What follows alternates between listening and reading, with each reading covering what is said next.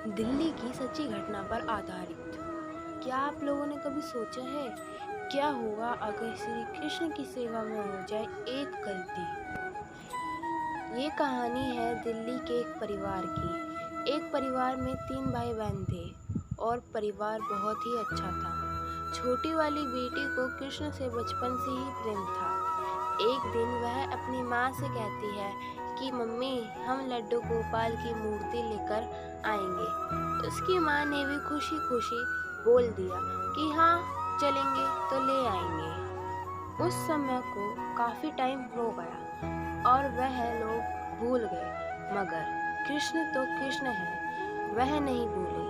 अचानक उसकी दादी के मन में वृंदावन जाने की सोची और वह वृंदावन चली गई। वहां जाकर के वह लड्डू गोपाल की एक छोटी सी मूर्ति लेकर आ गई, क्योंकि उसकी दादी उससे अलग रहती थी, क्योंकि उन्हें दिल्ली में अच्छा नहीं लगता था। इसीलिए वह फरीदाबाद में ही रहती थी और वहीं पर लड्डू गोपाल की मूर्ति को स्थापित करने का विचार किया। अचानक ही उनके घर में काफी सारा झगड़ा हुआ और उन्होंने अपना बैग और लड्डू गोपाल को वहां स्थापित नहीं किया और अपने बड़े बेटे के पास दिल्ली आ गई, क्योंकि कृष्ण को तो दिल्ली ही आना था। दिल्ली जाकर वह अपनी बड़ी बहू से कहने लगी कि मैं लड्डू गोपाल की एक मूर्ति लाई हूँ, तो घर में लड़ाई झगड़ा करने लगे, तो मैं लड्डू गोपाल को यहाँ पर लेकर आई हूँ। तो उनकी बड़ी बहू ने बड़ी खुशी मन से बोला कि कोई बात नहीं, आप लड्डू गोपाल को यहाँ पर स्थापित कर लो। फिर वह सोचने लगी कि आप लोग तो ड्यूटी करते हैं और बच्चे स्कूल जाते हैं, इनकी सेवा कौन करेगा। उनकी छोटी बेटी ने कहा, कोई बात नहीं, मैं स्कूल भी जाऊंगी और सेवा भी करूंगी, आप लड्डू गोपाल को यहीं रहने दें। फिर लड्डू गोपाल और उनकी छोटी बेटी वहीं पर रहते थे।